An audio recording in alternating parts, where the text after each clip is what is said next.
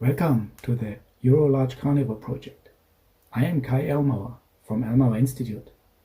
The EuroLargeCarnivore project seeks to improve coexistence with large carnivores in Europe through effective stakeholder communication, cross-border cooperation, and the exchange of knowledge. When we say large carnivores, we talk about bears, wolves, lynx, and wolverine.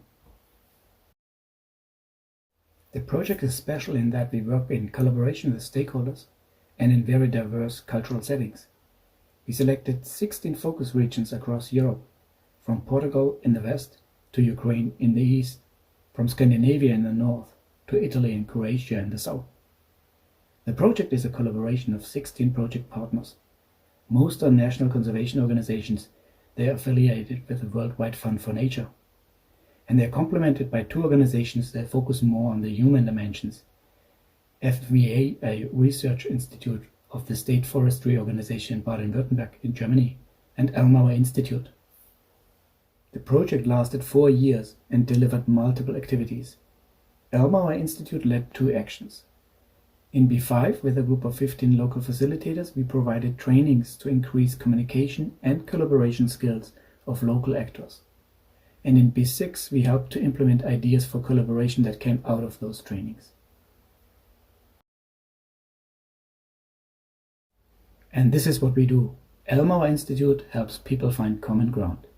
We promote consensus and cooperation between people for the conservation of nature and sustainable land use. Now, let's move on to today's tutorial. Today, we will be talking with Kai about finding common ground with stakeholders. Why we want to engage with stakeholders, how to do it, and how to avoid some pitfalls that can come with simply following our instincts. We will also hear from Laszlo, who will be sharing some words with us about his own experience with testing this approach. So, let's get right into it. Kai, tell me, why should we engage with stakeholders? There's a couple good reasons for it. Let us first look at a situation where things are calm and easy. I call this business as usual. Here in the best of times, you will find no single manager who makes all the decisions in wildlife management. In fact, a lot of decisions are made that have an impact on wildlife management, and many of them are not even seen in the light of their impact to wildlife. Think about a local community that needs to build new housing. They are planning a new road and laying out municipal services. They will approach this from a municipality's planning capacity. However, the new development may change then the environment, and with that it affects the habitat or corridors where wildlife is moving, and the animals may now show up in the newly built neighborhood. There are also other factors that often limit what can be done in large carnivore management. Think about lack of resources, no money to do the right thing, or outdated legal frameworks, or social tensions, or geographic conditions that make it difficult to achieve goals. A third point is that information and data is key to good management. To support good decisions, you need to know. But in reality, the knowledge and the data is in multiple places.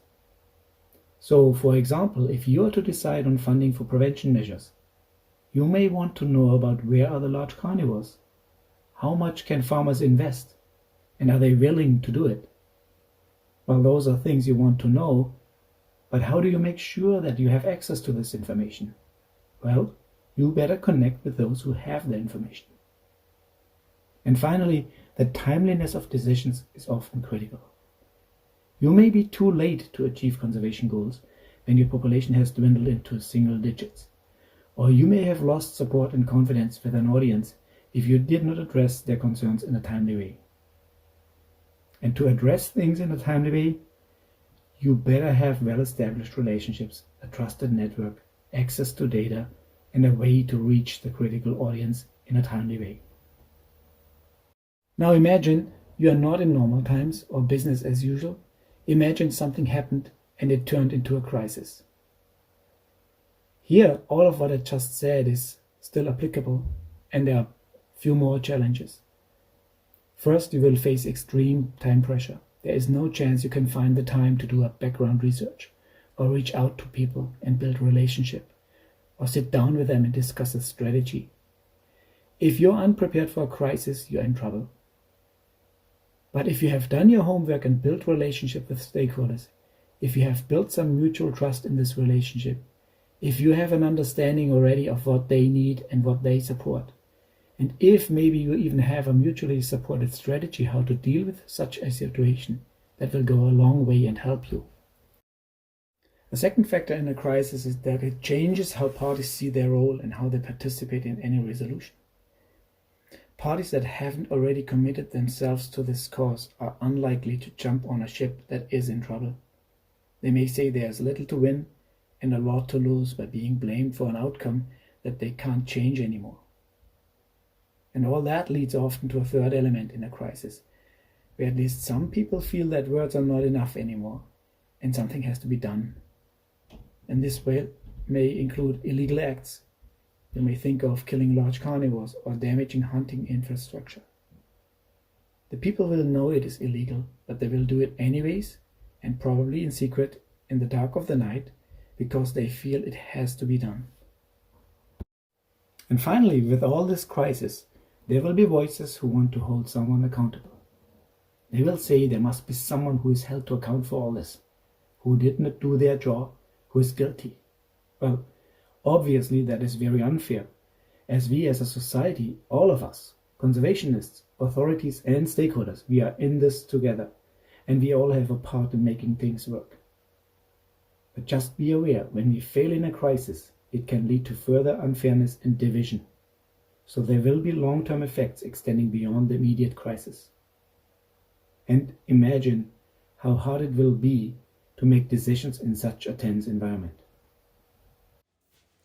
That sounds quite scary when it fails. I also take from your words that it really is about being prepared and sharing responsibilities.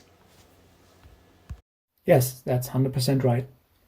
You probably heard about Murphy's Law saying everything that can go wrong will go wrong. It is just a matter of time.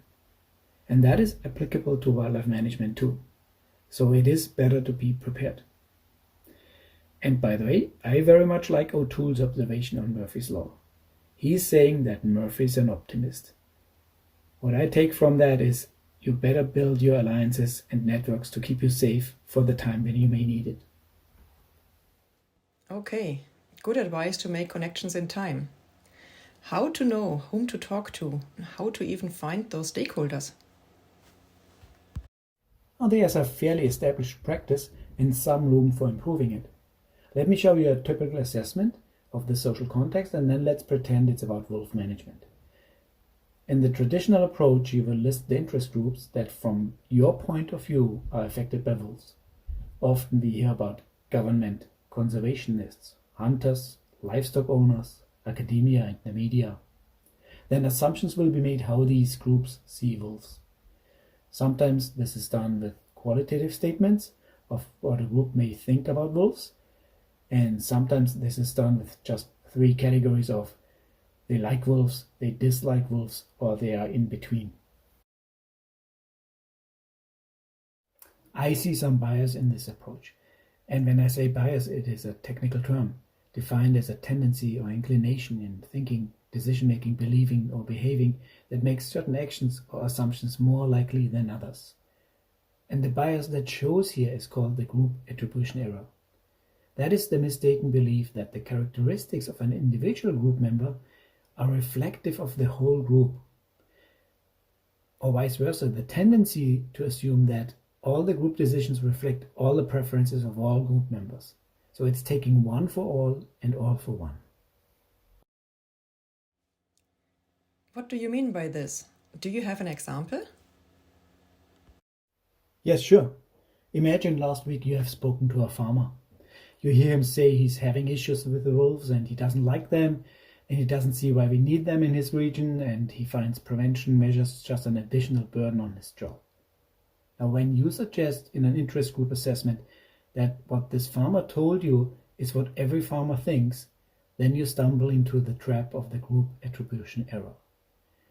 Because the idea that all farmers have the exact same thoughts about wolves is simply untrue. How can I question that it's untrue, right? Well, we all know that a farmer can also be a hunter, and at the same time he may be employed with a wildlife agency, and in his spare time he may be writing for his local newspaper about his own conservation interests about wolves. Now, if you propose that any of those groups has one single perspective on wolves, and you also say that those group perspectives are distinct, how do you reconcile it with this individual who is wearing multiple hats? And why do we do it then? Well, we are human and our brains have limited capacity, and therefore we do not want to make our thinking too complicated. But using such broad attributions to a whole group is a mental shortcut for our brains to simplify information in the assessment. And unfortunately, if you, as a result, are confusing the one stone for the mosaic, then you will not see the whole picture. If you build your stakeholder engagement on biased assessments, and you pretend that stakeholders have only one single answer to complex questions, then you will not reach consensus. Now let me be crystal clear. I'm not saying don't do a stakeholder assessment exercise. I'm saying do it right.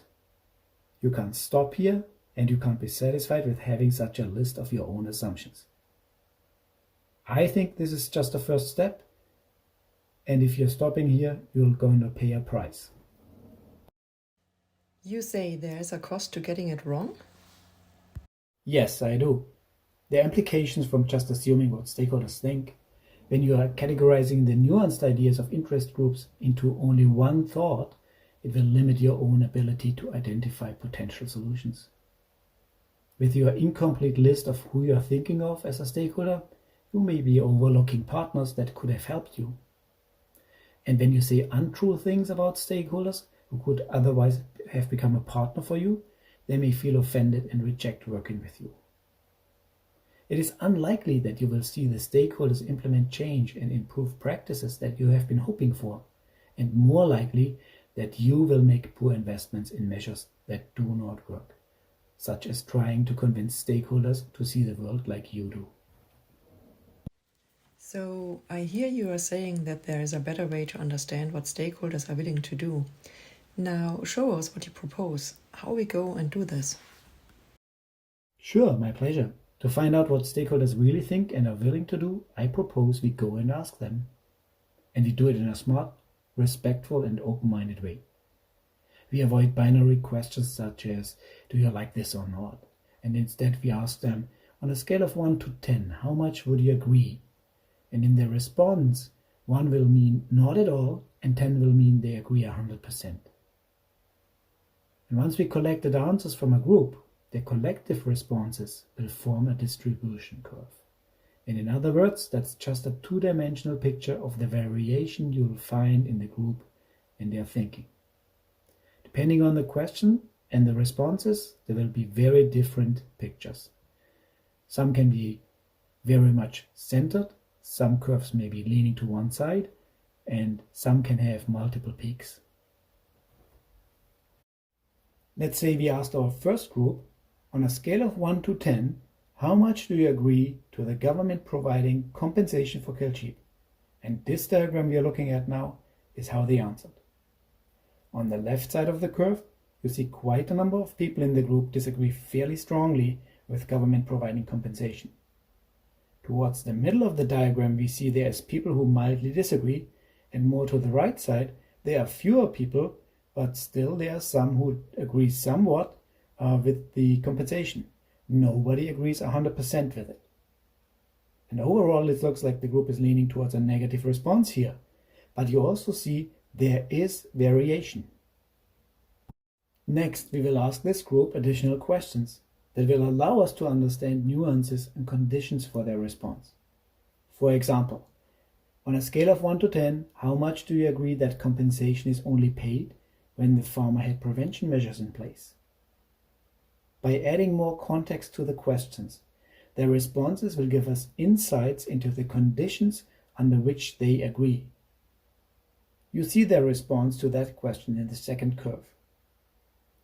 When you examine the curves side by side, you see a shift within this group towards more agreement for compensation when it is tied to prevention measures. Then let's ask these same questions to a different group. Their response is shown in purple. Now here's the other important step. We are comparing the response across both groups. You can analyze the responses in multiple ways, and you can have fun with a lot of statistical tests. But do not get distracted. For finding common ground, it is not important what the difference is on the average or the median response between both curves. The key information is in where the overlap is. Overlap means the members of both groups do agree. Overlap means opportunity. Let me summarize why I think this is a better approach. If you do it in this way, you will firstly understand the variation of opinions within a group and the conditions they place on their support. And secondly, as you overlay the responses from different groups, you will understand where they tend to agree with each other. And that means you now have identified the common ground from where you can start to collaborate. We have Laszlo here. He's the large carnivore program manager with WWF Hungary. Let's hear how this worked for him. Welcome, Laszlo. Could you please introduce yourself and share some of your experience with stakeholders with us? Hi, my name is Laszlo Patko, and I'm graduated from the Hungarian University of Agriculture and Life Sciences. I studied game and wildlife conservation, and currently I'm working for WWF Hungary as the head of large carnivore program. I wondered if stakeholders would agree with us on anything we want to do. I was also asking myself, how can we possibly change their mind on how they see large carnivores so that they would join our work on large carnivore conservation and conflict reduction. Now, after testing this different approach in EuroLargeCarnivores live project, discussing it with Kai and his team, and having to experiment with it, I actually find myself in a place where we really do work more collaboratively with stakeholders.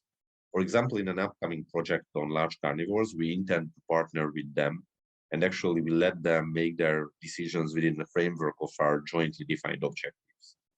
So throughout our work in EuroLargeCarnivores, I came to realize that we do not have to agree with all the stakeholders on all the issues regarding large carnivores. Our collaboration is really about serving a number of different interests, and it's okay if we have slightly different motivations why we are in such cooperation. Throughout EuroLargeCarnivores, it became clear to me doing good work with stakeholders is actually easier than I thought, and I find that quite a gratifying experience. Thank you, Laszlo, for sharing your thoughts. This is great feedback. Now let me shortly summarize the outcomes of today's tutorial. In order to achieve conservation goals, we need to work with stakeholders. This is foundational. Any group of stakeholders will have variations in their opinions. Those variations are the key for collaboration. We can work together even if we do not agree on everything. We can agree to disagree and still get ahead. Thank you, Kai, for this journey into stakeholder engagement. This was inspirational and insightful. For everyone who wants to learn more, have a look at the other tutorials on this channel. They are about bias, framing, and behavior, and will make you all the more successful. Thanks for watching. See you next time.